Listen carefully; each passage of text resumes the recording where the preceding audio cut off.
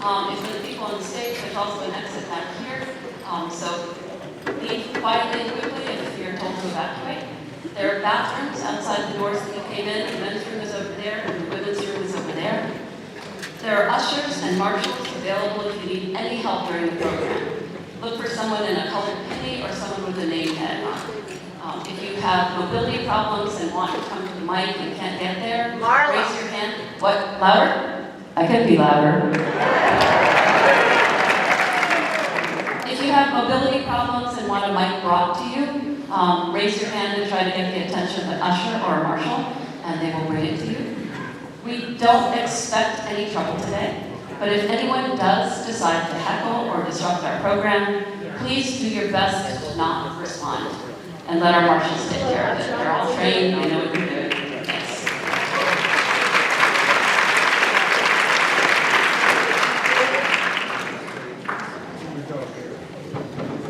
And turn your phones off, or the readers off. All right. I'm going to ask you to stand briefly.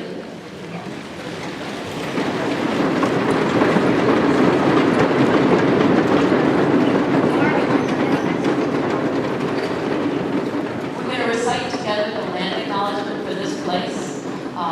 We recognize that the people who lived here before us, many of them have descendants still here, and we want to acknowledge that. We acknowledge the traditional custodians of the land and we are on today, the Monacan Nation, and pay our respects to their elders, past, present, and future. Thank you. Sit down.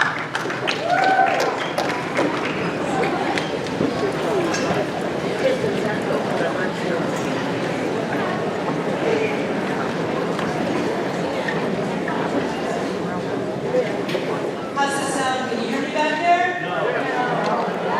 How about this?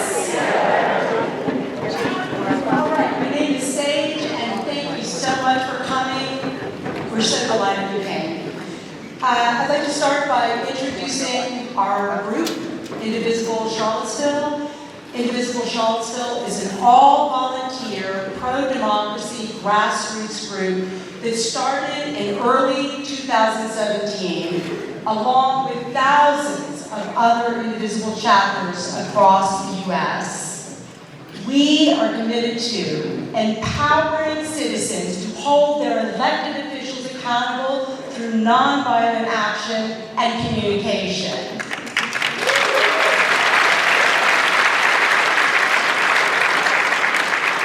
And to working towards a more progressive and inclusive America that values the well-being, diverse contributions, and civil rights of all the people.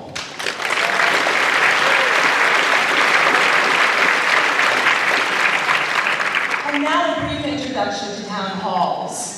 Raise your hand if you've ever attended one before. Nice.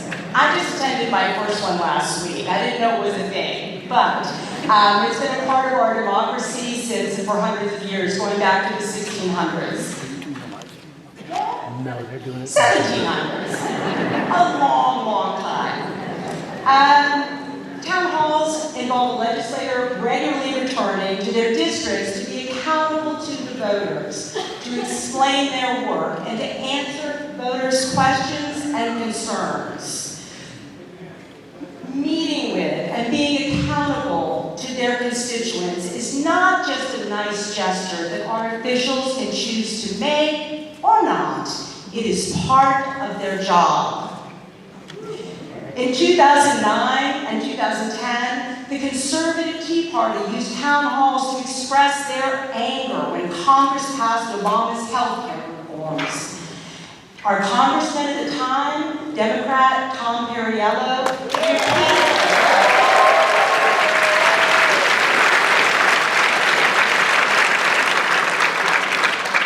he did not hide from their anger. He repeatedly showed up at town halls, faced angry crowds again and again to explain why he felt he had to vote for the Affordable Care Act. After 2016, indivisible groups across the country used town halls to push back on the right-wing effort to repeal Obamacare. During the past few months, as Trump, Musk, and the doggy boys have been ripping through the federal government, crashing the economy, targeting immigrants and people of color, trying to destroy our constitutional system of checks and balances, and repeatedly violating our First Amendment rights to free speech by trying to silence peaceful dissent and alternative viewpoints. Town halls have seen a huge resurgence across this country.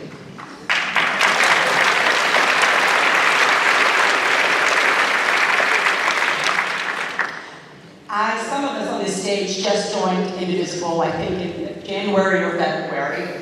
But a few of us started a working group, a town hall working group, and we started meeting on Sunday nights after the kids had gone to bed to plan a town hall with Representative McGuire, because we know that many of you are concerned, distressed, and have been harmed by Trump's administration's actions. So let's just see who that might be. I'd like to see a show of hands if you or someone you care about is a veteran. Thank you. Please raise your hands if you or someone you care about is a federal worker or even a federal contract worker, because they've been affected too. Thanks. How about a union member? Any union members here? Okay, it's not the most union-friendly state, but you guys hang in there. How about nonprofit workers? Yeah, thank you. How about educators, either in a K-12 setting or a university level? God bless you. And my last one, someone who relies, if you or anyone you know or care about, relies on Social Security, disability, survival, or retirement benefits. Yes. I could go on and on, but in the interest of giving you all a voice, I'm going to leave it there. But I think the point has been made. In February and March, we repeatedly invited McGuire to hold a town hall in Charlottesville at a date of his choosing. He refused to even acknowledge our invitations.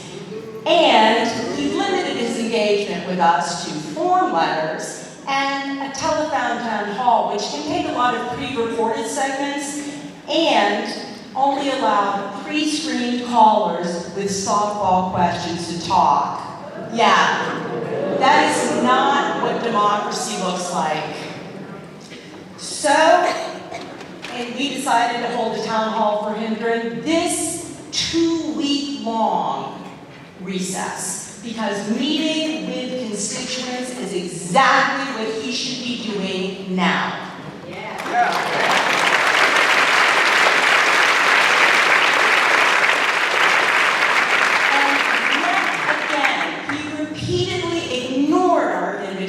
Sent by email, certified mail, and on Wednesday, in person.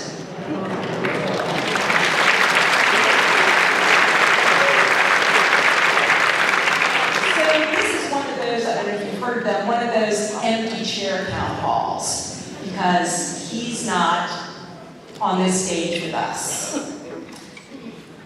And his decision shows how little he cares anything about his constituents. But we have a number of elected officials tonight. If anyone who's an elected official, local, state level, would you please stand up so we can acknowledge you?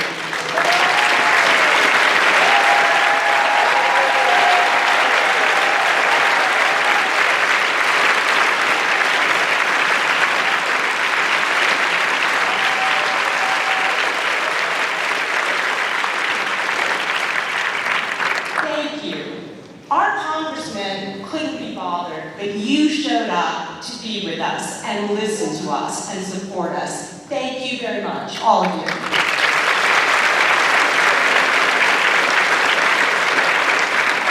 So McGuire isn't here, but today is still your chance to tell him what you think he needs to about the state of our democracy, about the state of our federal government, about how government is affecting you and the people and the things you care about, and his performance as your representative during these last 4 months. Because we got a lot of months left to go, right? We will, next week, as you've heard, a group is taking the video recording and all the comments cards that you've left with us and delivering it to his office. No. Yes? Oh, yes! Tuesday in DC. Because he may try to ignore you. He is trying to ignore you, but your voices must be heard. Thank you for coming.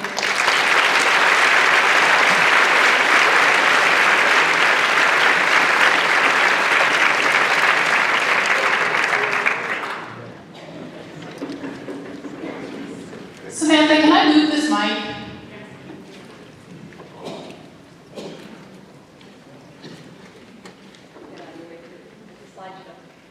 Sorry, y'all, my clicker is not working for me. Thank you, Sage. My name is Teresa. I'm a mom, I'm a former public school teacher, and I'm an Indivisible volunteer. Before we open up the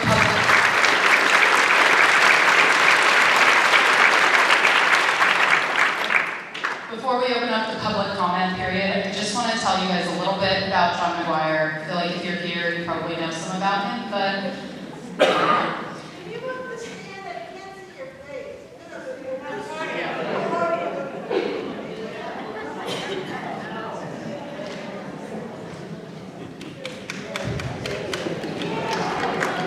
thanks.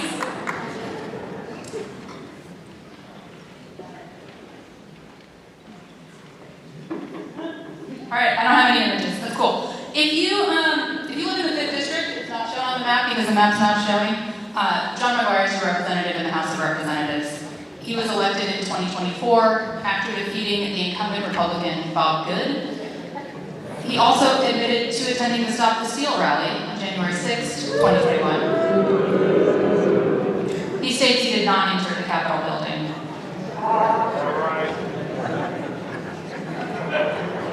He is a former Navy SEAL and has historically acted in the interests of veterans. However, he's remained silent regarding the mass firings of federal workers, which hit veterans particularly hard since they make up about 30% of federal workers. And similarly, he has not spoken out about cuts to the VA, which will make it more difficult for veterans to obtain quality health care.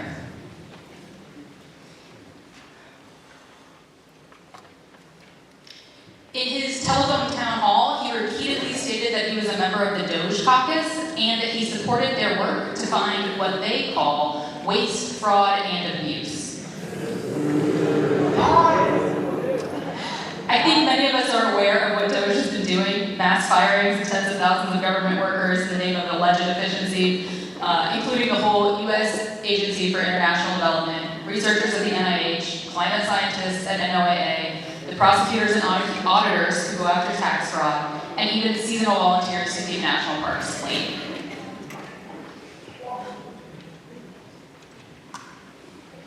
Oh, there's the lady. Okay, cool.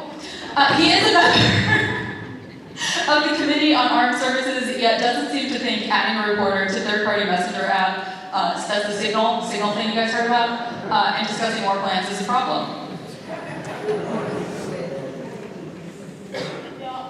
I don't know what's going on with these slides, guys. He's going to run for re-election in 2026. He'll be running against Bob Good in the primary.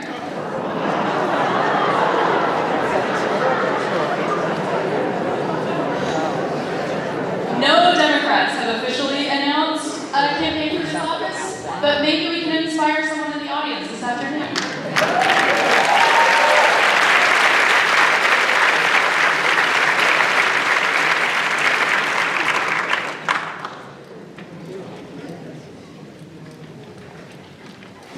Here are a few highlights of what he's been doing in Congress.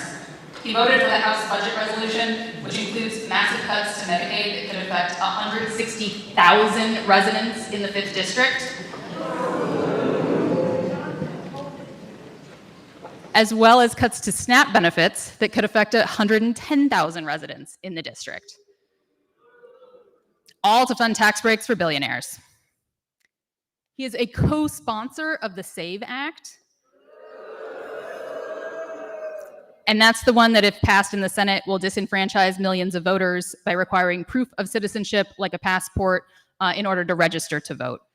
It's estimated that 50% of Americans don't have a passport, and the cost of obtaining one should not be a requirement to vote. He introduced 2 bills, and he held a telephone town hall in February and is planning to hold another in May, but has not yet advertised the date or time. As Sage said, we've invited him many times to organize a town hall in Charlottesville at the date of his choice, and when he refused to respond, we organized this one for him. We sent him an invitation by mail and certified mail. We followed up on our invitation by sending him a list of 10 questions to answer. We asked him about his support for cuts to Medicaid and SNAP, about what he's doing to protect us from rising prices due to tariffs, and about whether he will condemn President Trump's unconstitutional actions. He didn't answer. You can see the full list of questions at indivisiblecharlottesville.org/townhall. He didn't respond, so earlier this week, we made sure to deliver the invitation in person.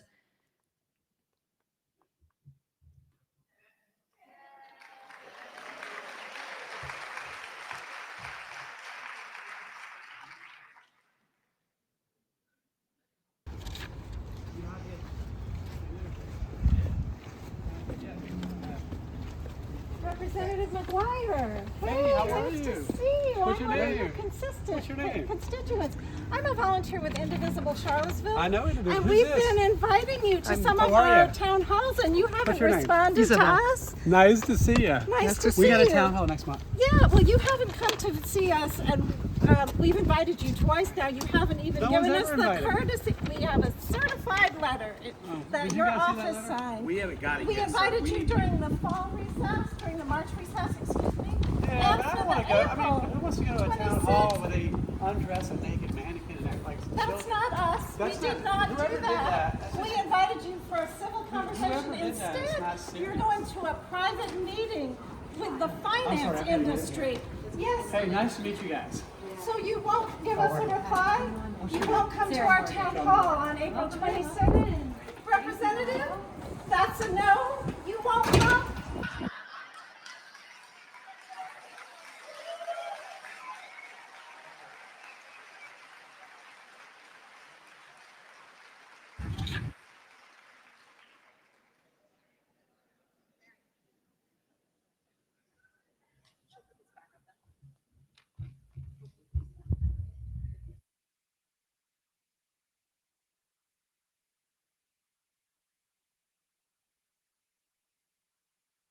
Crash.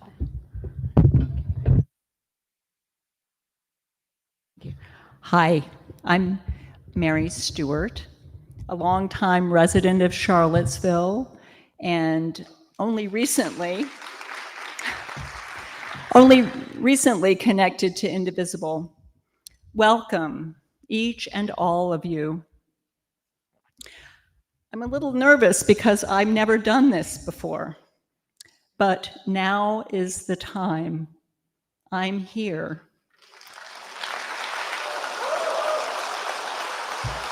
We're all here. In planning this event, we've sensed that people really need opportunities just to be present and real together at a time of profound uncertainty and turmoil. Not that we should all agree, but rather the opportunity here is to be together in community. Chances are good that here in this room, there are some very different perspectives on what's unfolding in this country and how that touches our community, our families, each of us.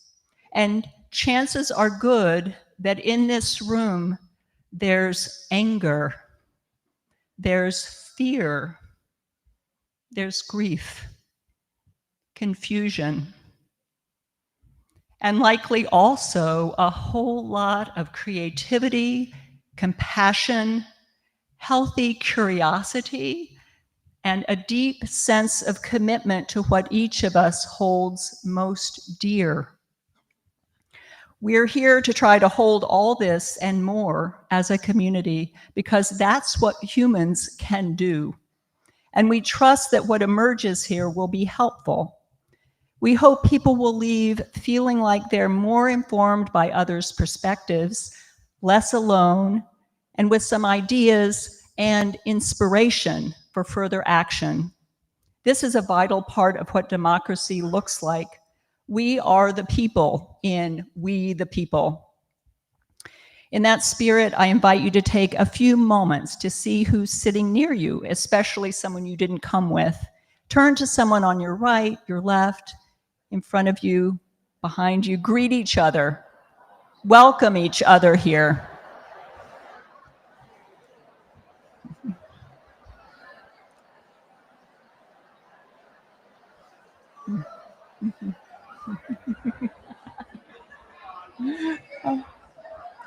Thank you. Okay. Thank you. Thank you. When we end, we can continue those conversations.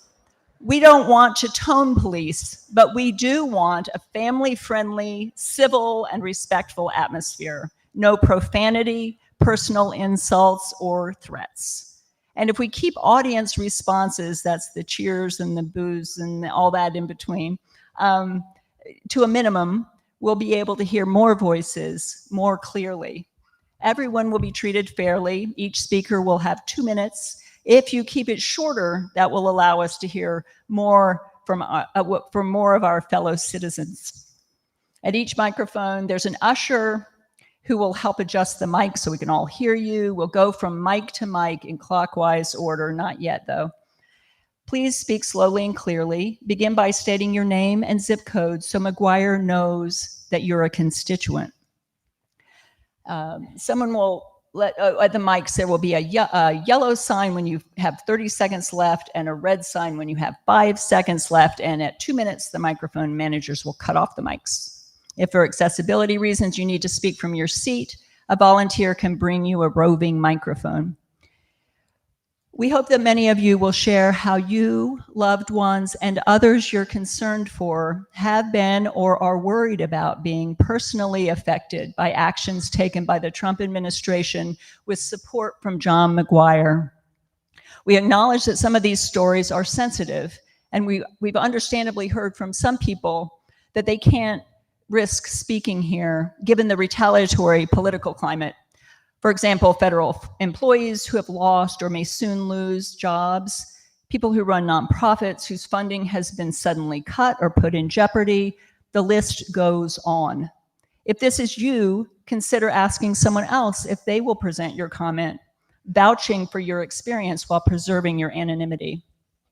Due to the huge attendance here today, unfortunately, we'll likely run out of time before everyone who wants to speak gets the chance. So we ask each of you, whether you speak at the mic or not, to write your comments and put them in the boxes near the mics and also on the way out the door.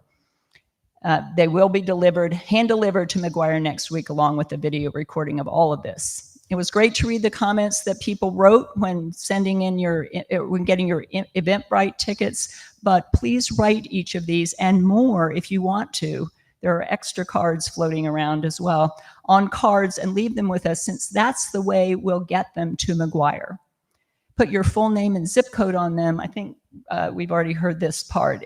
If you don't put your full name and zip code, the congressional staffer will likely throw them out. But if you want a response, include your name, your email or mailing address. It's great to think of McGuire's staff getting to log and respond to boxes full of our concerns.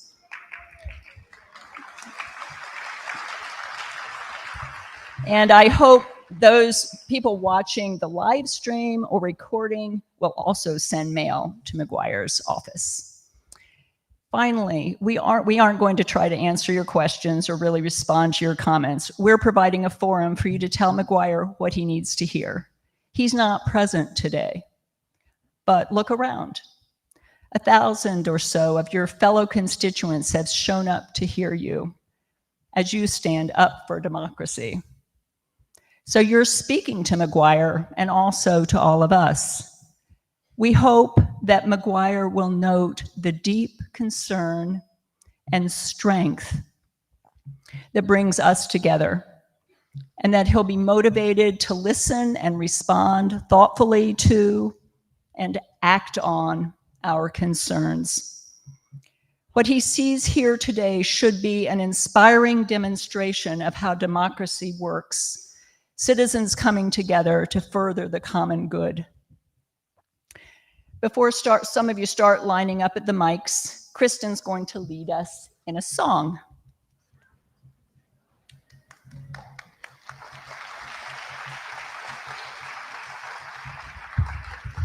Hi. So I get you singing. And singing is a way to warm up your voice for talking. So a quick little introduction to this song. You're going to be singing, so listen so you can kind of get it in your heart. So when I was 5 in 1964, and now you know how old I am, my parents took jobs teaching at Tougaloo College, which is an HBCU in Mississippi. And we moved into a small 2-story house on campus. Tougaloo at the time was a center for the Mississippi Civil Rights Movement. Our house was the guest house on campus for folks who weren't welcome at local hotels. So I had a child's view of the planning and organizing of the movement among people who consistently put their lives on the line for freedom and democracy in the face of violence and danger. One of the things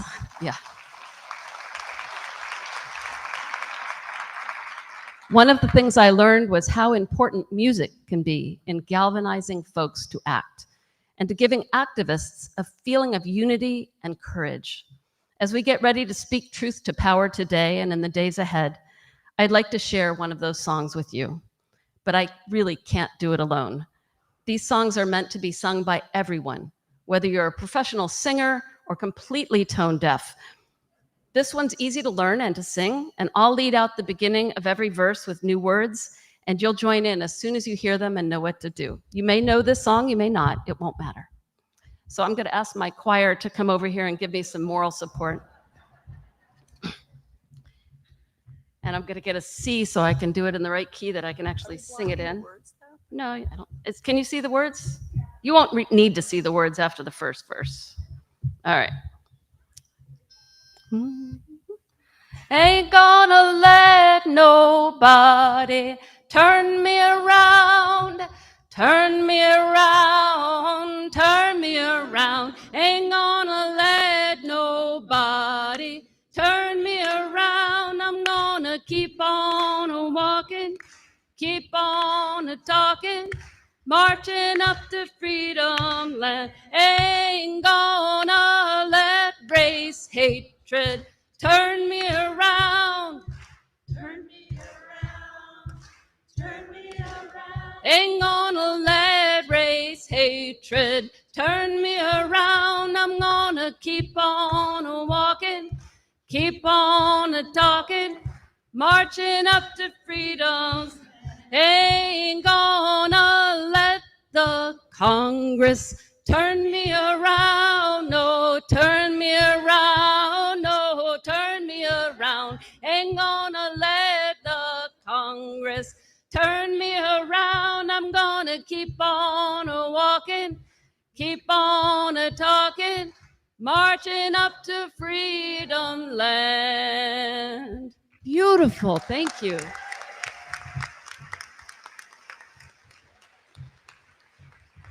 All right, as Mary said, now you can start. If you want to speak, and we have a mic here, a mic there, a mic there, and a mic there. You can start lining up. For this mic, you're going to be over there. For this mic, over there. And for the back mics, kind of toward the doors. And we're going to rotate the questions, starting with this one. As Mary said, the mics will turn off after 2 minutes, but take less if you can, and more people can talk. After this person speaks, that person will speak, then that one, then that one. All right, go.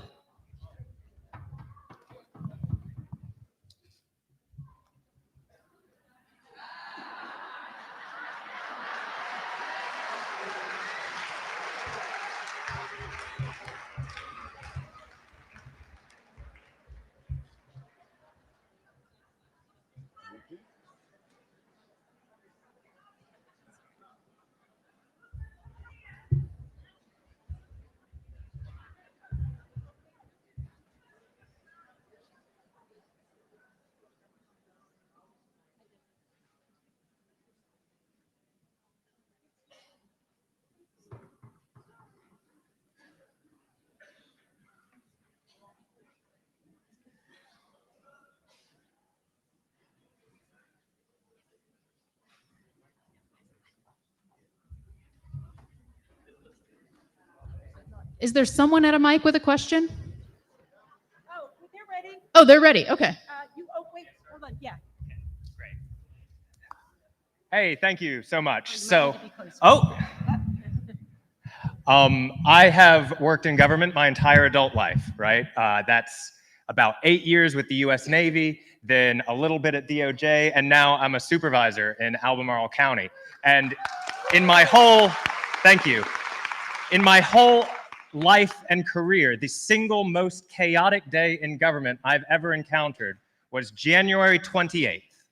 That is when the federal administration said that they were freezing all federal grants, all of them, no elaboration.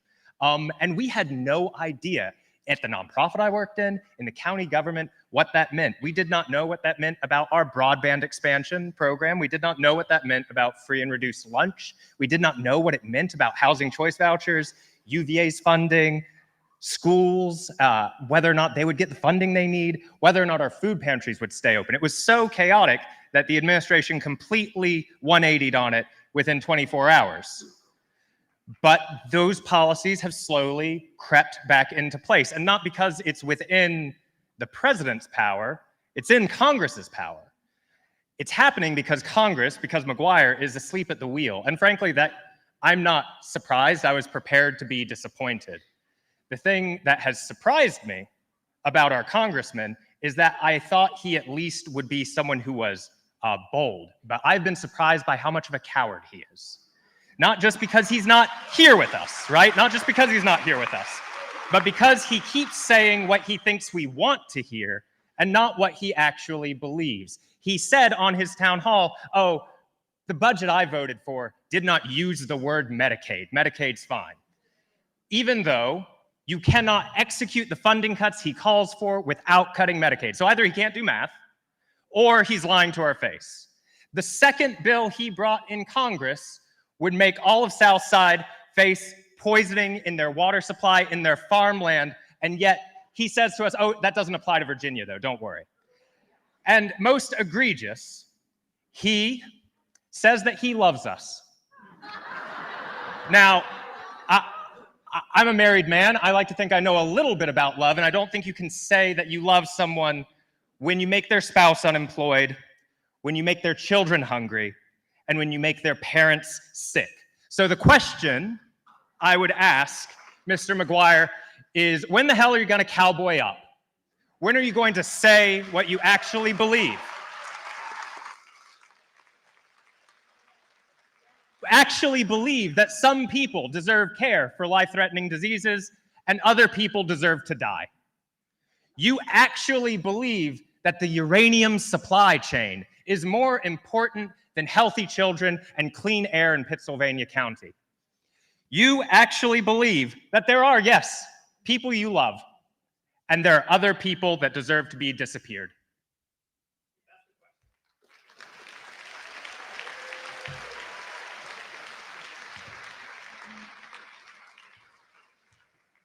Thank you so much. I want to say, I do want to remind, we have a lot of people here, so the mics are supposed to be cut off after 2 minutes. So when there's someone at each mic, no, you're amazing. You did great. Yeah. And so don't feel badly, but we're volunteers, right? We're like trying this out for the first time. So at each mic, there should be a person that's going to hold up a yellow card when you get to 90 seconds. And when they have the red card, not you, but everybody else needs to stop. He gets a pass. I invited this man, but seriously, we got to stop with like 4 mics, okay? Oh, got it. Okay, great. So I guess you'll probably need to, oh, I'm sorry, dear. You need to stand here. Okay, next mic. And they're looking this way, so. Yes. She'll start your mic up for you. Try now. My name is Kathleen Schwartz. I live in Crozet, and I'm the child of immigrants from Germany who suffered during World War II. My question for Mr. McGuire: how has Trump's grasp at power over our media, press, judiciary, and legislative branches differ from that of Adolf Hitler?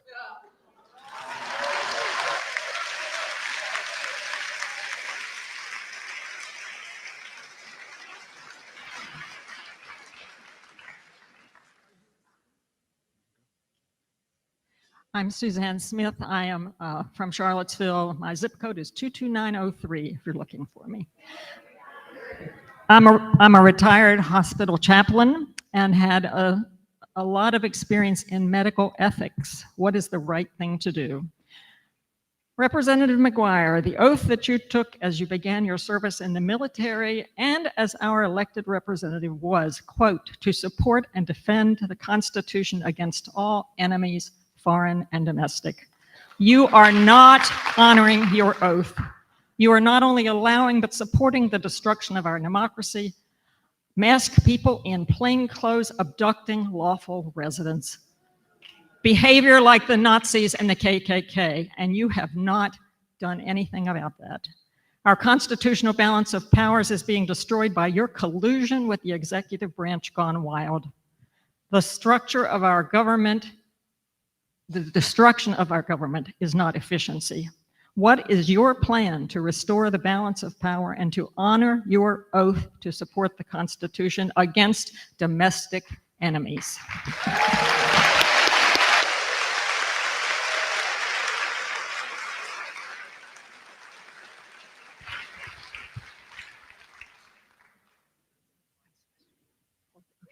Hi, my name is Paula McConnell. My zip is 22936. I live on a small farm in Earlysville.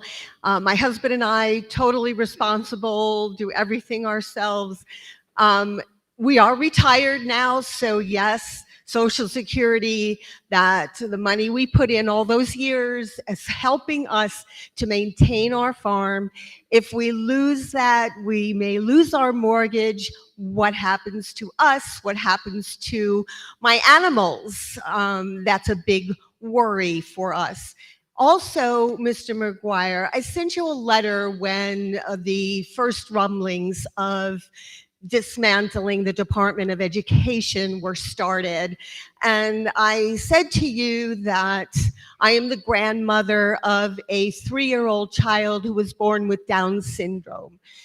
Dismantling the Department of Education will hurt her ability to excel and to prove herself as a valuable person in our society as she gets older. It will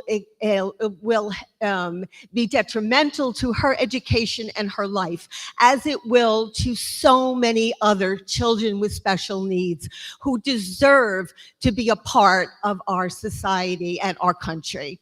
Thank you.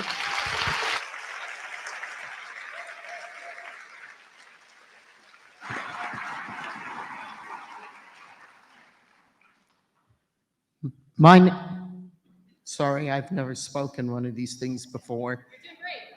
My name is Cindy Dotson. My zip code is 22924. That's Batesville. My first comment is I have worked and contributed to Social Security for 52 years. Although President Trump promised not to touch Social Security benefits, the administration of these benefits have been decimated. What are you going to do to correct the damage done? My second comment is all the people in the U.S. are entitled to due process as enumerated in the Constitution.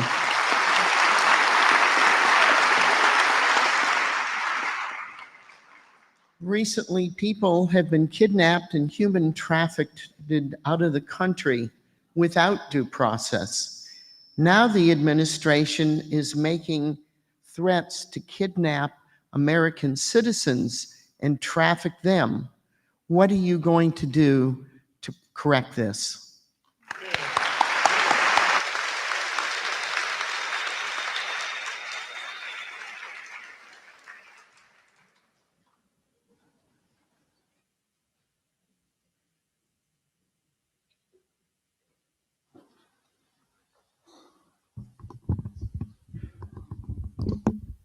Good afternoon. My name is Paul Sullivan, and I'm retired. I live in a cabin down in Nelson County. If I gave away the zip code, they'd know where my house was. I'm also a Gulf War veteran. I was in a scout platoon in a canvas Humvee in the ground invasion of Iraq in 1991. And then I spent the next 30 plus years fighting to fix VA, including setting up a VA suicide prevention hotline and setting up benefits.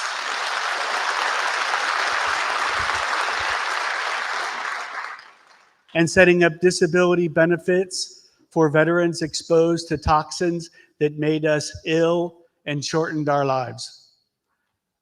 On April 10, McGuire voted for the Trump budget that cut funding for VA by tens of billions of dollars. So my question to Representative McGuire, who's with the do-nothing, ignorant, malicious, rubber stamp Republican Congress, why did you vote to betray our veterans?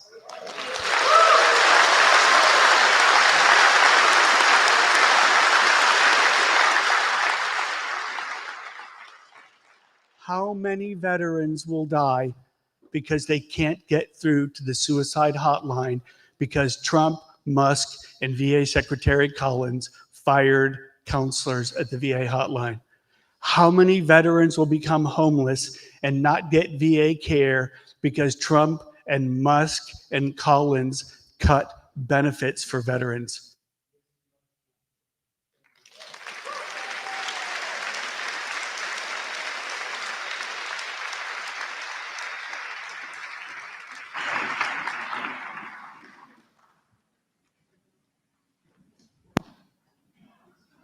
Yes, Representative McGuire, Josh Pritchett, Charlottesville, Virginia, zip code 22901.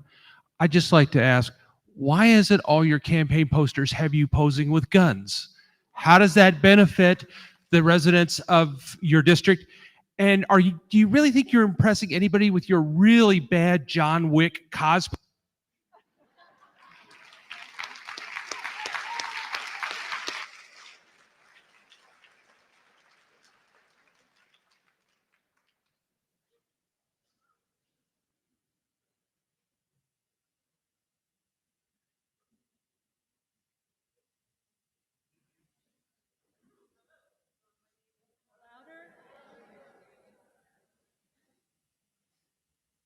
Hi, this is Claudia. I'm from zip code 22902.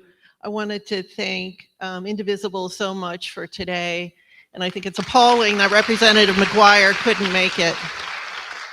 This is my first town hall, but I keep thinking about a town hall that I saw on live TV years ago.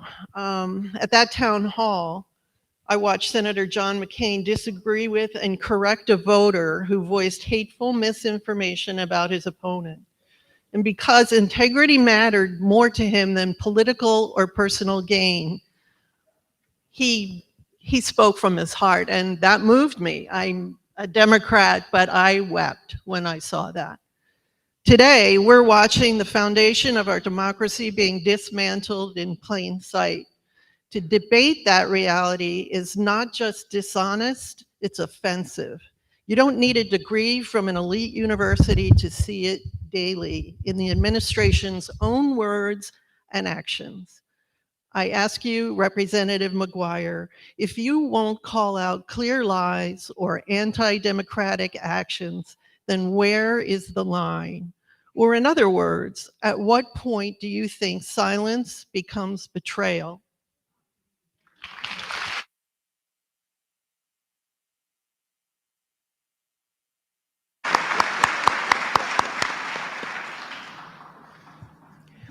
My name is Richard, zip 22911. I'm a member of American Legion Post 308. And for you, Navy SEAL McGuire, I have this scenario, sir. You and your 6-person SEAL team are tasked with a critical mission to land on shore in the nation of Yemen explosives are involved. As you gear up and approach your objective, you are notified by Ops Control that the Secretary of Defense has revealed your mission details with an insecure comms network. Sir, searchlights are already sweeping the beach. There is machine gun fire in the background. You are SEAL team leader. Yes, you do manage to exfiltrate because of your own personal bravery and skill sets.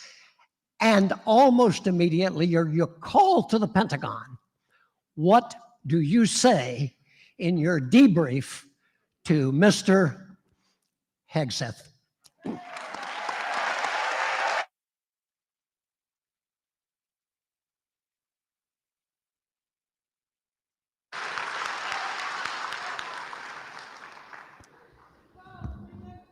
Good afternoon. My name is Judy Dunscombe, zip code 22901. My question for Congressman McGuire is, what are you doing to preserve the United States of America's preeminent position around the world as a leader in science? Scientist conjures up the image of a person in a lab coat toiling on some obscure detail that nobody cares about. And it's possible that some of the science funded by the government actually does look like that, but the majority of it does not. Let's look. The majority of the science that we use goes to predicting weather events that can cause harm to people and property.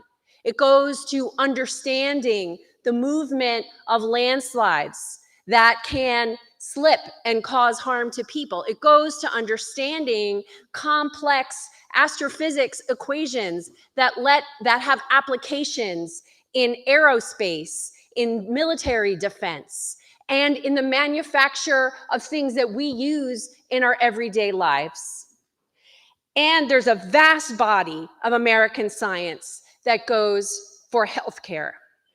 The National Institutes of Health is the world's leading medical research agency, the largest funder of cancer research, providing about $8 billion in cancer science funding annually, and about 12,000 jobs are expected to be cut at the National Institutes of Health as part of the layoffs at HHS. And the administration has also canceled hundreds of grants to scientists. Raise your hand if you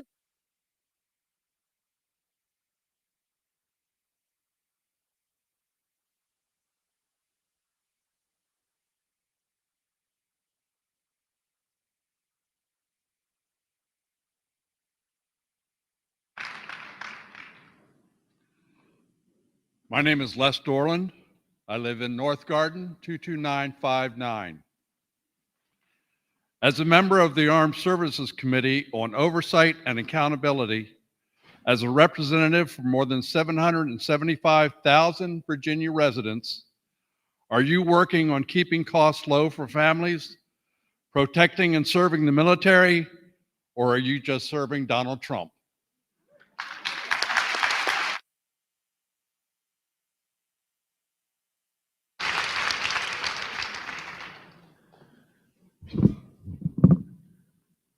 Hello, my name is Vernon Lecty. My zip code is 22901. I'm a union member and I am an educator in Albemarle County Public Schools. The reason why I'm here today is because of my neighbor. My neighbor came to ask me if I could come and speak about what's going on in the schools right now, what we've been doing to help organize everybody in the situation that we're in right now. Well, we've been pulling together because there's a lot of uncertainty going on. There's a lot of uncertainty in regards to the budget that's coming in from the federal government and state government too. So we are pulling together. We're trying to lift each other up. And what we need from everybody here is for you guys to help us, because we can't control right now that coming in, but we can control what happens locally. So I'm asking every single person in here, touch base with your community. Connect with the educators in your school divisions.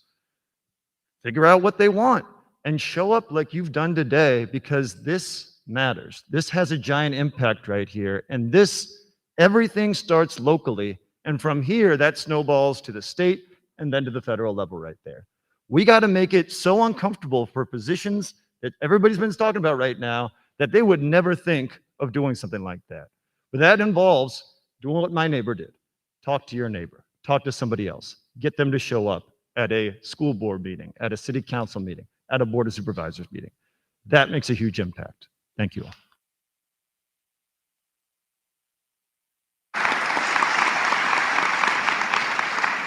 My name is David Michelson.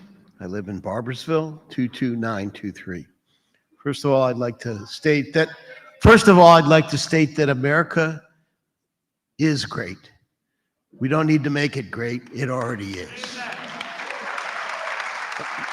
My question is, given the increase in natural disasters due to climate change, how can you reduce FEMA and deny climate change rather than aggressively addressing the root causes? It's clear when you look at what the insurance industry is doing and what the banking industry is doing, that climate change is happening and it's costing us millions upon millions of dollars. And if we don't address it, it could bankrupt us. So I would challenge you to look at moving forward rather than backwards. Invest in green economy, and let's really compete against China, who's leading the world in this effort.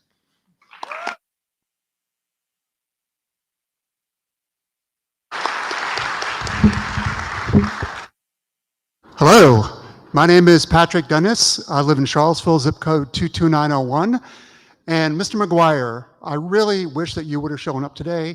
The 5th District elected you to represent us, and I really hope you come to the next town hall and hear us. You work for us, not for President Trump.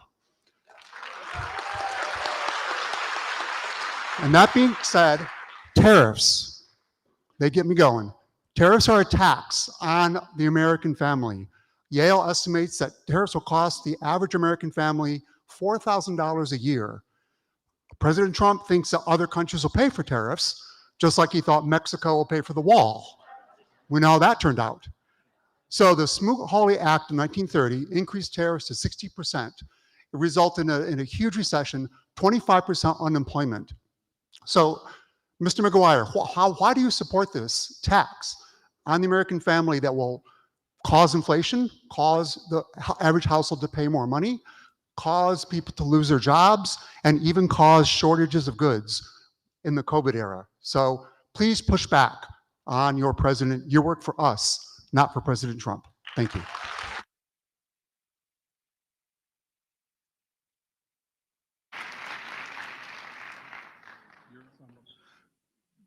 Hello, my wife and I live in the 22947 area. We're recent residents of this area. If you haven't guessed by my accent, I'm from New York. And we've been welcomed and warmed by the community. And my wife and I want to thank you all for that. I am a product of social programs. My father passed away some 60 years ago, leaving my mom to raise 4 children. Because of the social programs, Social Security and VA benefits, I was able to go to college and become a teacher.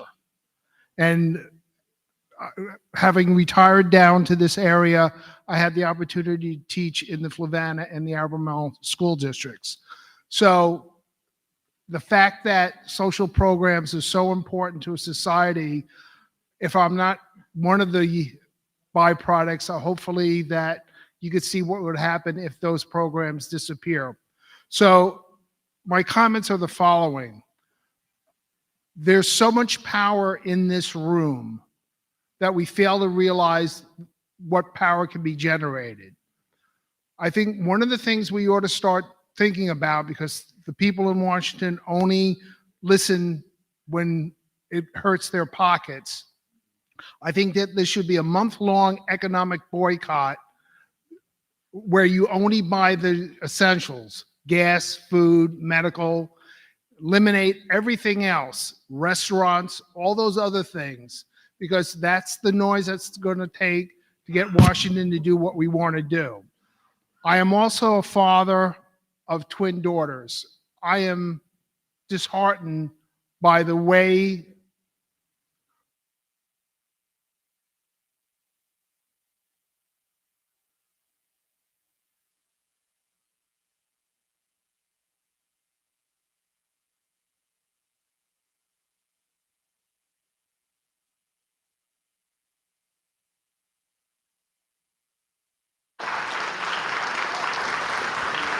Hey, everybody. I am just looking at the time, and it is 4:05. We have planned for this event to go until 4:30, and I see a lot of questions still out there, and I really want to hear them. So what I would like to suggest is that we just stop clapping for everyone's question and quickly go through the questions so that we can hear what everyone has to say, and also That went okay. I am Trin, and I'm a constituent from zip code 22901. 592. And 582. if we're gonna do this, I gotta talk, okay? We have been having lots of conversations in our house. I am tired of the lies coming out of Me too. Representative McGuire. Yeah. And Me too. I'm tired of it. of my questions being answered with lies. And my son has picked up on our energy, and he wanted to say something. So go ahead and give your message. For farms, I think that you should have hovering trucks so that you do not smush the crops. Autism is not a disease. Yeah. Thank you. Thank you. Whoa, whoa, whoa, whoa. Hello, my name is Annette, and zip code 22923. I'm speaking for some farmers that I know who are busy today farming, but I work with a group, and they have asked, please help get the word to the congressman about the massive economic harm, for one thing, to their farming businesses because of the billions of dollars of cuts of USDA has made now. In particular, I want to highlight one particular set of programs. $21 million will not come to Virginia farmers who had been working on the farm to school and farm to food bank programs over all these years since the COVID era. The congressman should know this is directly hurting children and families in your jurisdiction. What are you going to do to make sure that the family farms don't lose their livelihoods? And these are small farms we're talking about, all in our district and around our state. And that families don't lose their access to healthy food options. Weren't we supposed to be making America healthy again? Thank you. My name is Barbara Creedon, and I live in 22947. My question relates to reproductive rights. The most recent poll on key policy issues in Virginia, conducted by the Wilder School of Government at VCU, found out that in the 5th Congressional District, Representative McGuire's district, a full 56% of respondents, more than half, support abortion rights, while only 1/3, just 34%, do not support abortion rights.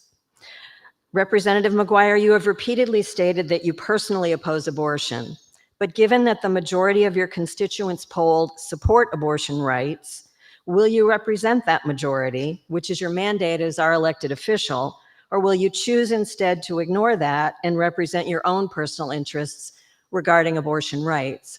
Let me add that I've asked this question repeatedly to Representative McGuire's office, both on the phone and in writing.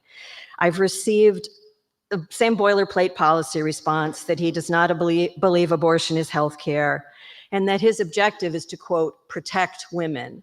Representative McGuire, to protect women. Representative McGuire, we don't need your protection, but we demand your respect, and you can start by answering this question. Thank you. Hello, I'm Edith Clues, area code zip code 22902. Representative McGuire, we know that you owe your political life to Trump and you are his lackey. I almost said handmaid, but you are a lackey. We're gender neutral here. Be aware, I'm going to repeat what everybody else has said. Your job is to uphold the Constitution and serve us, the people of Virginia and the United States. So that means everything that everybody said already, but it also means supporting and respecting people, the majority of this country, who are people of various colors, people who are women of various genders. You look a lot like a white male supremacist. So try your hardest not to be that person. Acknowledge the great achievements of all Americans. Don't erase people just because they aren't white and male. And then some other more economic things. Support the United States being a fair and reliable trading and security partner for established and emerging constitutional democracies, and use our strong military to help those societies. Serve the people of the United States, do not serve the oligarchs of the world. Thank you.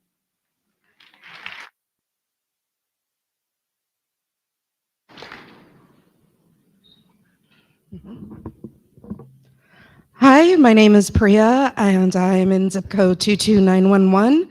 I work for the Sexual Assault Resource Agency, a local nonprofit serving survivors of sexual violence. I am a survivor, I am the daughter of a survivor, and I am the granddaughter of a survivor. I also have a beautiful 13-year-old daughter who I hope never has to experience it. But in the worst case, if she does, these are life-saving services that Sarah provides. What I want to know, not my Representative McGuire, is what are you going to do to stop the federal funding cuts that are drastically affecting the ability for us to do our jobs? What are you going to do to immediately reinstate those funds and show actual support to these women that you love? 1 in 3 women, 1 in 6 men, and 1 in 2 of the LGBT community are affected by sexual violence. So what are you going to do?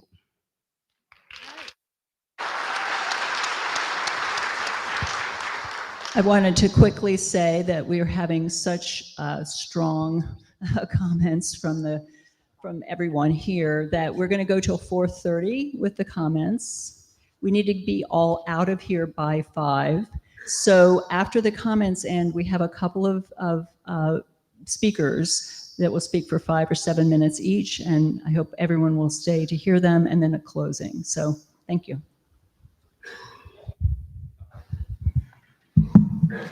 Hello, Crozet 22903. My question is actually for all of us, but especially Mr. McGuire and the rest of Congress.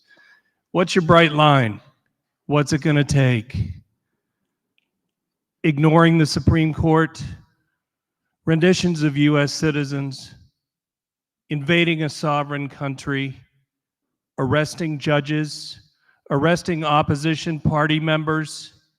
What is your bright line? What is a bridge too far? I would really want to know that. What's it going to take for you to stand up to this administration and say, no more illegal acts? Thank you.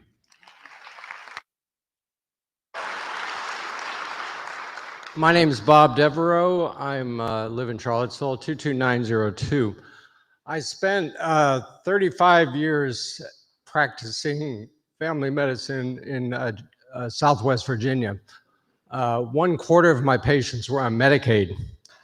I was really proud of the fact that Virginia was one of the first states in the South to extend Medicaid coverage during the era of the Affordable Care Act. My question for the congressman is, what are you going to do to protect the 1.8 million Virginians that are covered by Medicaid and rely on this for their only means of health insurance?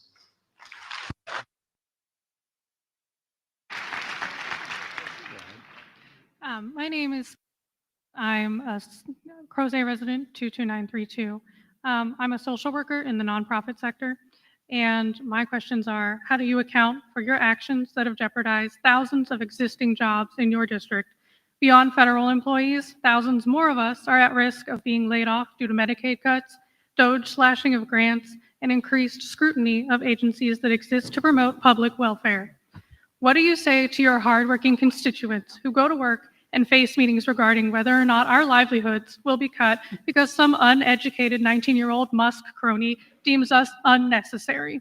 What do you say to those of us who are becoming increasingly aware by your actions and your even louder silence, the American dream is only for those who can buy their way in?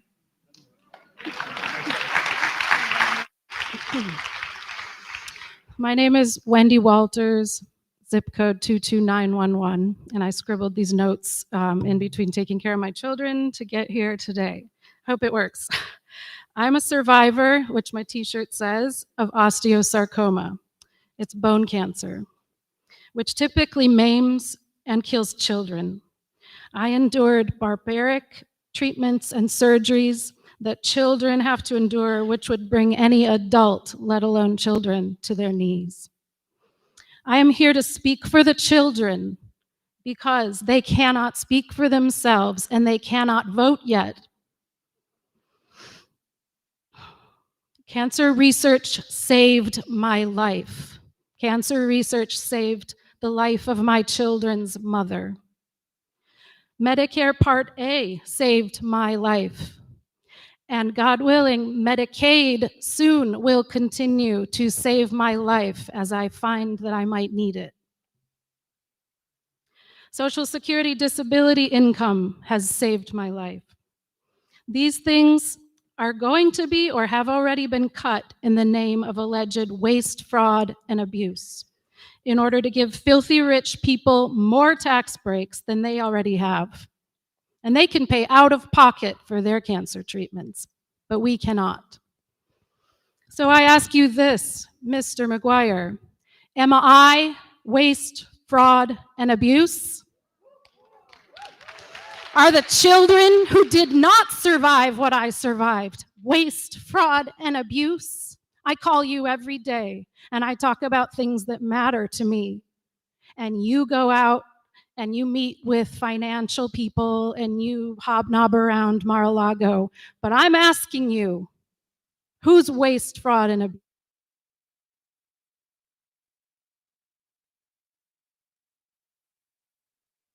Good afternoon. I'm Father Tony Andres, pastor of St. John the Baptist Episcopal Church in Ivy. My home zip is 22920. Mr. Non-Representative McGuire, I have, let me give you a preamble to the question. That is, 60 years ago, I interviewed a congresswoman, and there was a scandal going on in Washington at the time. At the end of my interview, I said, Congresswoman, what are the ethical implications of all this that Congress should be dealing with? She said, young man, Congress doesn't deal in ethics and morality. Mr. McGuire, isn't it time you began to deal with the moral questions involved, not just the political and economic issues? And if you answer yes to that, here are two ancillary questions. What Donald Trump has said he wants to make America a Christian nation. What part of the Christian gospel allows this government to cut off aid to women and children in Africa so that they are dying? What part of the Christian gospel allows money to be taken away from those who need help in Haiti where they are starving? What government allowance in the gospel is there for the president to support the prime minister of Israel, who's cut off food to Gaza and women and children are dying. You have a moral responsibility to answer that question.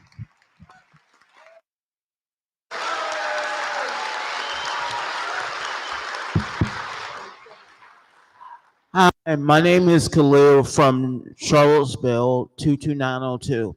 And I have to ask John McGuire, what is he going to do about gun violence if he opposes gun control? Because so many people only oppose gun control or any other means to go around it, and they oppose gun control until it benefits them. NRA did not want smart guns. They wanted regular guns because they get paid getting killed off of these instruments of violence. And NRA can't make up its mind. And the problem I'm finding is so many people want to deflect attention, whether it's officers outgunned or the inconsistency of the gun control crowd, and they get away with it. And that's why we don't have safety. And I'm going to ask John if he's serious about gun violence. Don't just say you're exploiting somebody, you know, because it can make you look really just a horrible person. And then not only that, but people need safety. And if you're going to say that, then at least call out the NRA for being inconsistent. Thank you.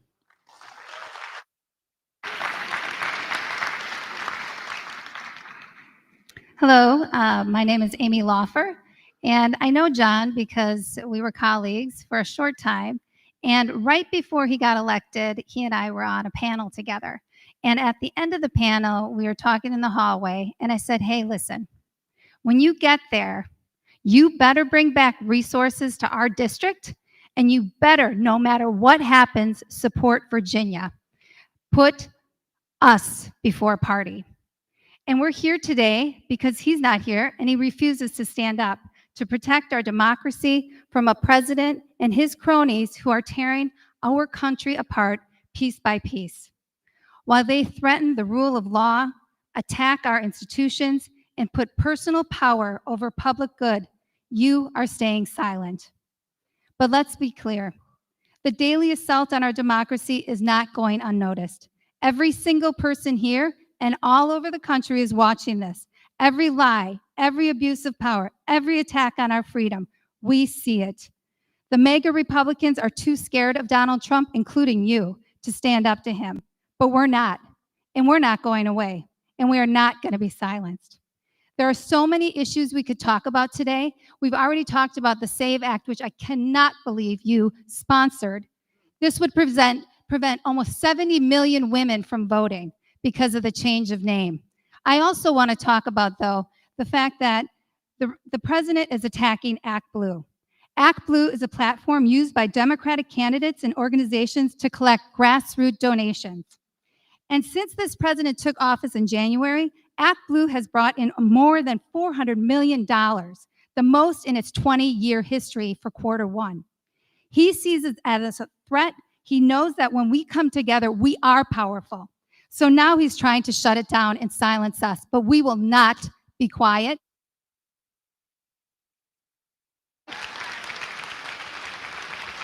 Thank you.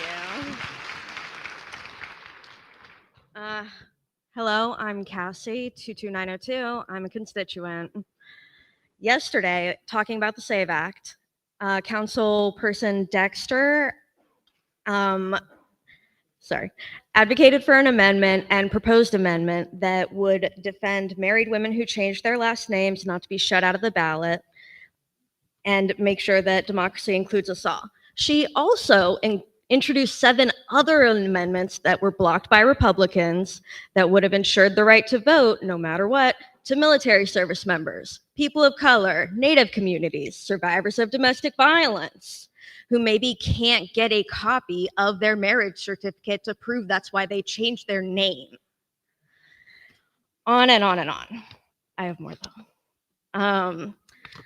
I work at a nonprofit that helps people with disabilities. The Department of Education funds a great deal of what we do, and the disability portion of it is one of the first ones that they wanted to just shuffle off to a different thing or a different organization, part of the government that doesn't have any experience doing this. If you say you care about all of us, about people with disabilities, why wasn't any transition plan decided on ahead of time? Why wasn't it laid out so that people who have disabilities aren't the ones who are suffering? This is my final bit. No one cares about you. No one cares about what you think or your strongly held religious beliefs. Nobody cares which oligarch is your favorite. You represent us. What we care about matters. Thank you. Okay, we have time for one question at each mic before we are going to be out of time for questions today. I so appreciate everyone who came out with a question and is waiting in line. Please make sure those get into a box so that we can send them to Representative McGuire. Thank you. Okay. I'm Bob McAdams, 22901. I'm a 79-year-old retiree who depends on Social Security and Medicare for my survival. I worked for 23 years as a customer support analyst for a local software company. I am appalled that 20-something Doge hackers have access to Social Security, Medicare, IRS, VA, and dozens of other agency databases. They have no business there. It's illegal. A court has ordered them out. Representative McGuire, what will you do to get the Doge hackers out of our sensitive data?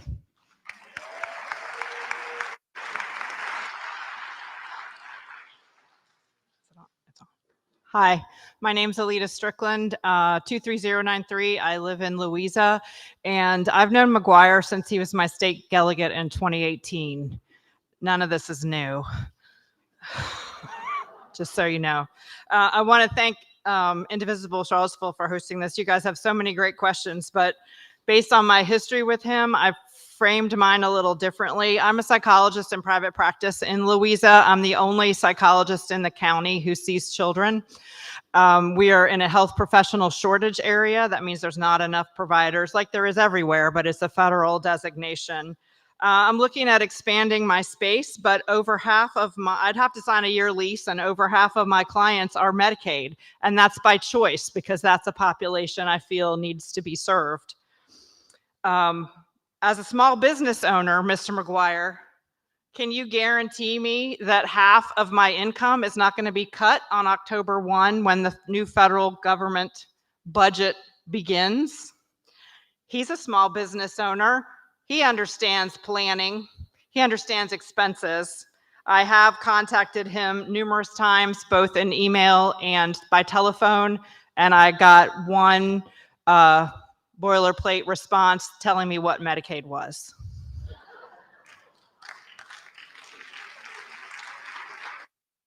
My name is Creed Deeds, 22902. Congressman McGuire, nearly 167,000 of your constituents, more than 1 in 5, are Medicaid recipients. 62,000 of those recipients are children under the age of 18. 54,000 are adults, part of the expansion population. You take $880 billion out of Medicaid over the next 10 years, which would crush the program. Now, 2 of your colleagues, Jen Kiggins from Virginia Beach and Rob Whitman from the Northern Neck, both Republicans, they've taken the same vote you have, but they have since said that they would oppose Medicaid cuts. Will you make the same pledge? Will you represent the people of the 5th District or the man in the White House?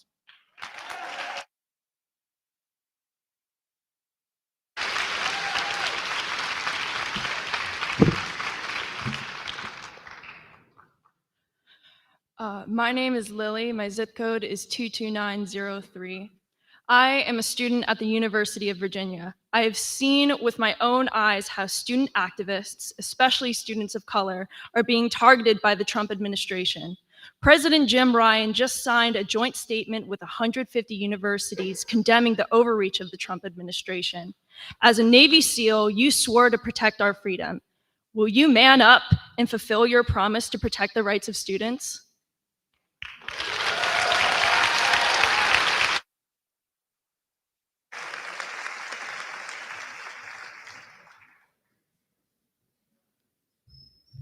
All right, thank you all for making those last couple of ones shorter than 2 minutes. We have two more folks on the mic in line here, and you'll see why. One is State Senator Hashmi, Ghazala Hashmi, and then Katrina Carlson, and then we'll be done.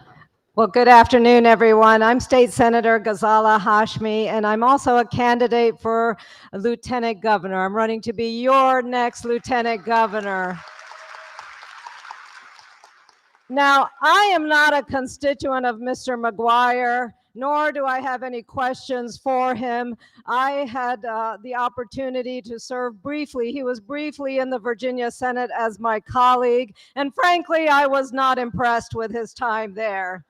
I have no questions for him, but I have a plan of action for each and every single one of us. You have shown up here today. This is an important step. So many of you have spoken. You said this is your first town hall. This is the first time you are speaking. This is critical action. Now, I was a mild-mannered community college professor back in 2016, and then Donald Trump landed on us like a thud on our heads, and I went to my first town hall. I joined my first Indivisible in Richmond, and I decided to run for office because of the inspiration that I found with groups of like-minded people. We can take action. We can make a difference. And I just want to say one thing to Mr. McGuire. You know, he is someone who is afraid of pronouns. I heard him say that over and over again. I want to remind him that there is a critical pronoun that is the very first word to the preamble of our Constitution, and that is we the people.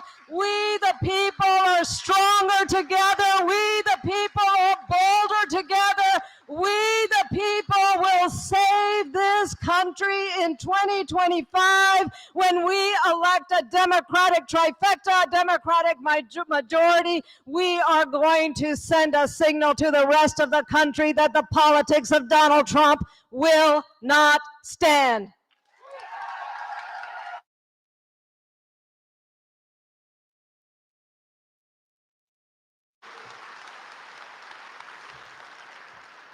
Yeah, so I was sitting over there saying this is going to be a real tough act to follow. I actually, I don't have any question for Representative McGuire, and I wasn't planning on speaking. I mainly wanted to come and listen to what you guys have to say. And if you want to speak to me, I have a town hall next week, so you're going to always come by. I didn't plan on speaking, so I didn't have any notes. But what I did have today with me all day were my kids, and they drew on this flashcard. And so that's what I'm going to leave us with. Instead of asking him a question, I'm going to ask all of you to think about your why. For me, it's my children who go to school, and I did one of them come out, and I worry about them when I hear people saying, I can't wait to get all those immigrant children out of schools. What does an immigrant children look like? What does an immigrant child look like? What does that mean? So that's what my why is. I ask you to please look at your why in deep so you can do whatever we need to do to make sure that we stop Trump, that we keep rule of law, and that we protect our democracy. So that's my ask. Oh, and I'm speaking off the cuff and I'm following in really big footsteps. The picture that they drew is of a very strong man and a chicken, a Minecraft chicken.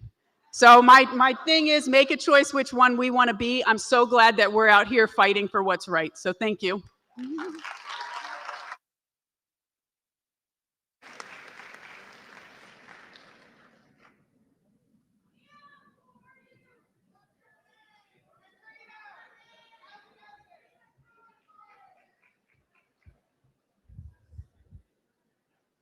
All right. Thank you. Oh, don't leave yet. Don't leave. I mean, if you have to, I guess it is 4:30.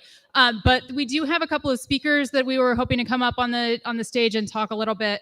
And I just want to quickly, there's a lot going on in May. Tonight, there is a fundraiser for New River Abortion Fund. April 29th, there's a group taking all of your comments from today down to McGuire's office in DC, up, I guess. May 1st, there's a protest. There's 3 more things on the next slide. May 4th, there's labor in the park. You can learn about unions. May 23rd, another fundraiser. And John McGuire is having a town hall, a telephone town hall in May. So get ready to participate in that. And now I'd like to invite Charles Barzin up to the stage. He's going to talk to us about constitutional order and why what we do matters.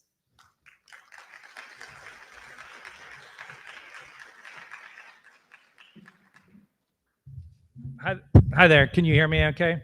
Hi, yeah, my name is Charles Barzin. I teach over at the law school. I teach constitutional law and a couple other subjects over there. And I just have a couple of minutes. So I just wanted to really communicate 2 ideas. One is about Trump and what I would call the constitutional order. And the second is about, as just mentioned, what I think is important about what you all are doing right now. When I say, on the first point, when I say constitutional order, I don't just mean the written constitution. I mean something like the whole structure of rules, norms, and practices within which we expect democratic politics to take place. I think there is no question that Trump and the Trump administration is a threat to our constitutional order. I could go on a laundry list, but you all probably know them, and some of them have been voiced today. Everything from defunding congressionally authorized agencies without authorization, to denying due process rights of immigrants, to denying free speech rights of universities, or at least attempting to, and very many other things, some of which have been mentioned. Now, it's tricky talking about a president violating the Constitution because there is a sense in which they always are, right? I mean, pretty much presidents are always trying to expand the boundaries of Article 2, and they almost every year there's a case brought to the Supreme Court saying that they shouldn't, and the Supreme Court often strikes them down. And so there is something in which there's always an alleged, you can always argue that the president is violating the Constitution. However, I don't think I am alone in concluding that the speed, scope, and scale with which the administration has taken obviously unconstitutional or arguably unconstitutional actions in the first couple of months of their administration is unprecedented in a long time. Certainly not in my lifetime has there been something like this. When I talk about this with Trump supporters who are law professors, there are a few, what they've sometimes point to is the New Deal. The New Deal amounted to a kind of constitutional revolution of sorts. And I actually think they're right about that, right? I think this is an inflection point in history. And the question is what we're going to do about it now, which leads to my second point. Now, as you all probably know, the way the system is supposed to work is that there are 3 branches of government, and they're supposed to check each other, right? Madison famously wrote in Federalist 51, we must let ambition counteract ambition. That's the idea. Same goes with federalism with the states.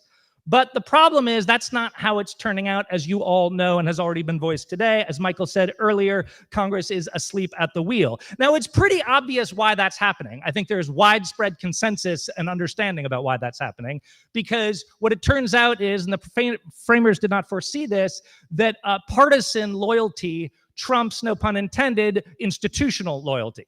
We don't need to tell Mr. McGuire that. That's how he got his seat from Bob Good. They're all worried about being primaried, right? So it's pretty obvious what the incentives are for Congress, and that's why we're not seeing much from them, which is why it's good you're all here voicing your concerns.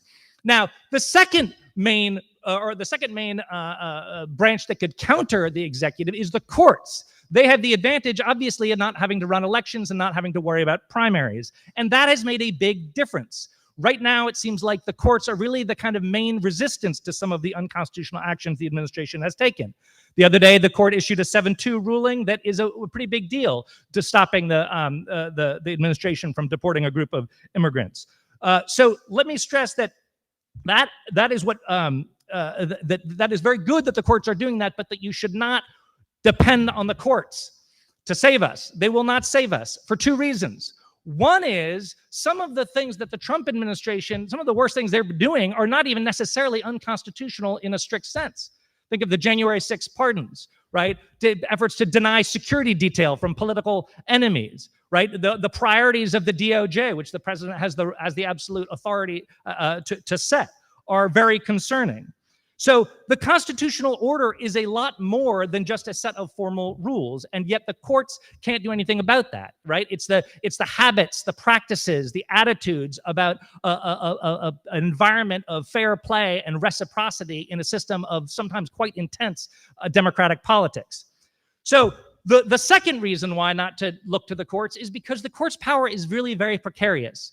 Right? As Alexander Hamilton famously said in Federalist 78, what makes the courts were the least dangerous branch because they have neither the power of the purse nor the power of the sword. What he said the power they did have was the power of judgment. Now, what he meant by that, I think, was that they would follow the law and not their will, as he called it. But there is judgment in another sense that has proven very important over the nation's 200-plus year history.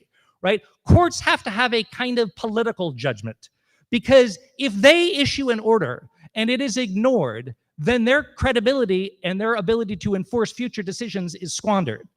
So they have to pick their battles and be very careful about when they do and do not intervene. Right? So the New Deal revolution was essentially ratified, not literally, although some have argued that, but that it's kind of got the popular consent when FDR was reelected in a major landslide in 1936. Right? So quite dramatic constitutional upheavals can get a kind of democratic blessing. So the real question is whether that's going to happen now. Right? People often ask, oh, is Trump going to comply with Supreme Court orders? Well, the more important question is, will the Supreme Court issue the order in the first place? Now, I say that not because I was claiming that the Supreme Court is a bunch of conservative hacks, because I actually think that even some of Trump's own appointees are very concerned about what's going on. If you listen to the conservative constitutional commentariat right now, a lot of people are very concerned, right? And the Supreme Court clearly has acted on that. So rather, it's because they know that they have to pick their battles, and they know when the political winds are at their back and when they're facing strong headwinds. So the question really now is this going to be a moment like the New Deal that gets ratified? Do you want to say yes to what Trump has been doing, or do you want to say that's not the kind of country we want to live in? Either way, it's important that you get your voice heard. Let me just end with a very famous quote, at least famous in my world, from a judge named Learned Hand, who is sometimes called the greatest judge never to have sat on the Supreme Court. This is what he wrote in 1944 in an essay, I think it was a speech, called The Spirit of Liberty. I often wonder whether we do not rest our hopes too much upon constitutions, upon laws, and upon courts. These are false hopes. Believe me, these are false hopes. Liberty lies in the hearts of men and women. When it dies there, no constitution, no law, no court can save it. No constitution, no law, no court can even do much to help it. But while it lies there, it needs no constitution, no law, no court to save it. Thank you.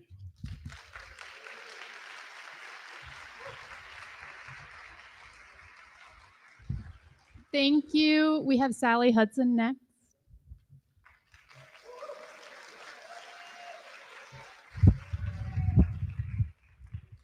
Thank you very much. My name is Sally Hudson, and I used to serve Charlottesville and Albemarle in the Virginia House of Delegates.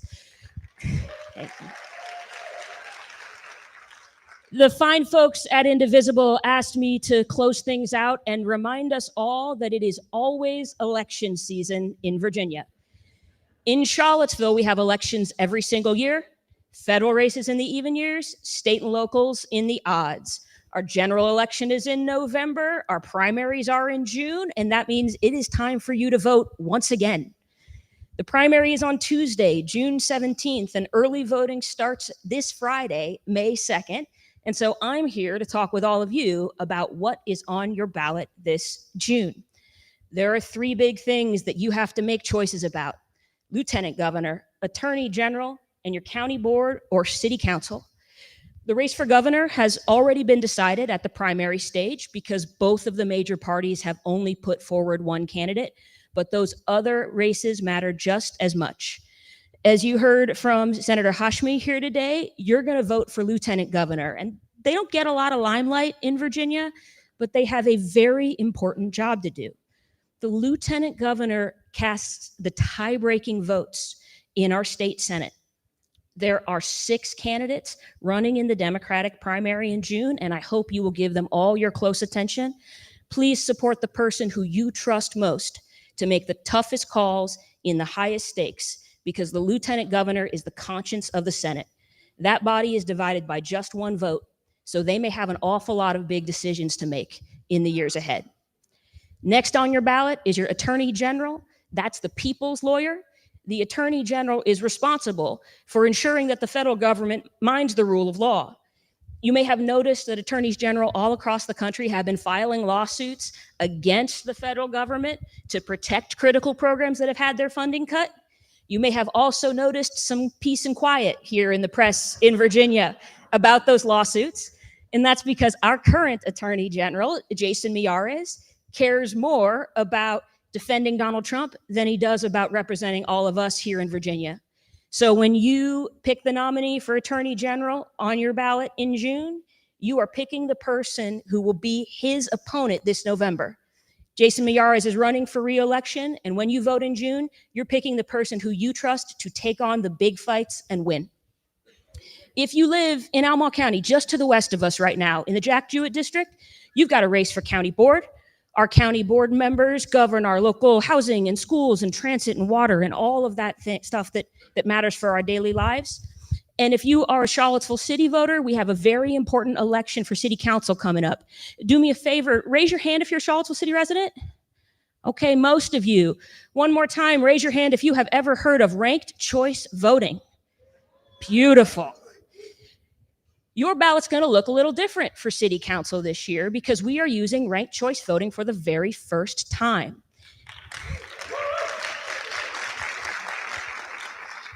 In a ranked choice election, you don't just vote for one candidate. You get to rank the candidates in the order that you like them.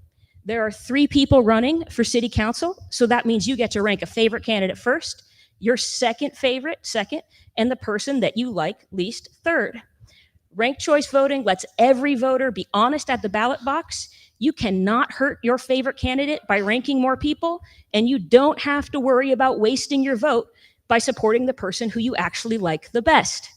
Ranked choice voting is used all across the world and increasingly across the country to empower voters at the ballot box and encourage public servants to work harder on bringing communities together than on tearing us apart. And so I want to leave you with one last idea. About 8 years ago, I was much like Senator Hashmi and potentially a lot like a lot of you today. I was a citizen on the edges of civic engagement. I paid attention to the press, but I'd never been politically involved. But Donald Trump's election got me to start showing up to things like this.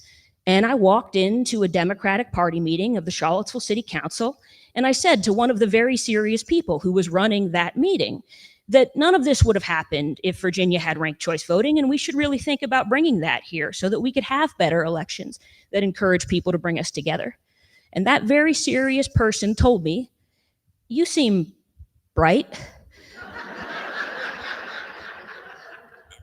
but we could never do that in Virginia." And they were very wrong. 8 years later, we're going to make that happen.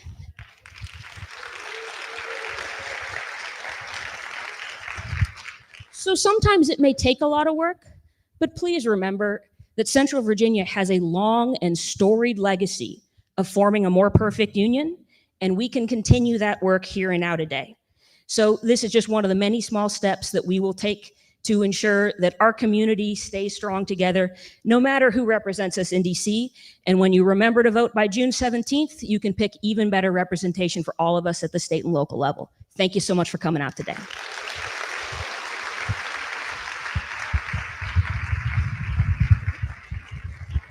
Thank you, Sally. I think I am batting wrap up or batting, what do you call it? Batting cleanup? Here. Do you have anything to say? Or are you part of the choir? Okay. So don't get up yet. Wait. So I am going to ask you to stand and not walk. You have to sing one more time, and I promise you it will be worth the 3 minutes it's going to take, because you will feel so much better when you leave here. So in August of 2017, there was a song that brought strength and courage to the clergy and other leaders facing violent white supremacists gathered at the Unite the Right rally downtown. When the mob surged toward them, the clergy started to sing, and it helped them hold the line and not to give up in the face of fear and hatred. Maybe that would help Mr. McGuire be a little braver. We'd like to share that song with you and urge you to sing it with us, loud and brave, so we can all gain courage here in this room for the important work ahead. A lot of you know this song. If you don't, it's another easy one. We'll lead the words, you sing the song. If you want to sing harmony, throw it in.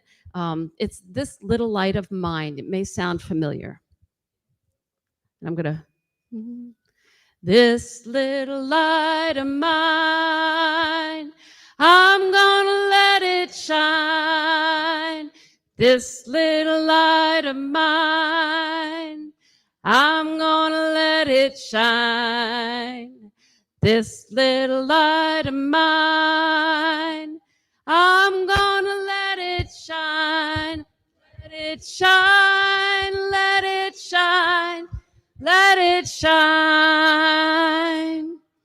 I've got the light of freedom, and I'm gonna let it shine. I've got the light of freedom, I'm gonna let it shine.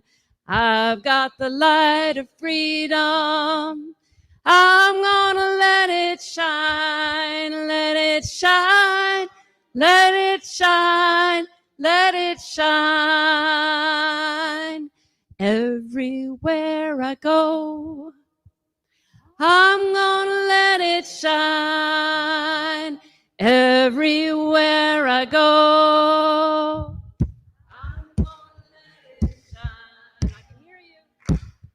Everywhere I go, I'm gonna let it shine. Let it shine, let it shine, let it shine. This little light, this little light of mine, I'm gonna let it shine. This little light of mine, I'm gonna let it shine. This little light of mine, I'm gonna let it shine. Let it shine, let it shine, let it shine. Thank you. As you go out, keep listening, but we'd like to thank the staff of the Martin Luther King Performing Arts Center who kept all these mics and lights going, all the wonderful volunteers who made the event possible, everyone who donated or is planning to donate. There is a table out in the lobby. Dr. Charles Borzin and Dr. Sally Hudson, everyone who shared their thoughts today and bravely got up to the mics, and everyone here who helped us speak truth to power and let our congressman know we will be heard. Thank you.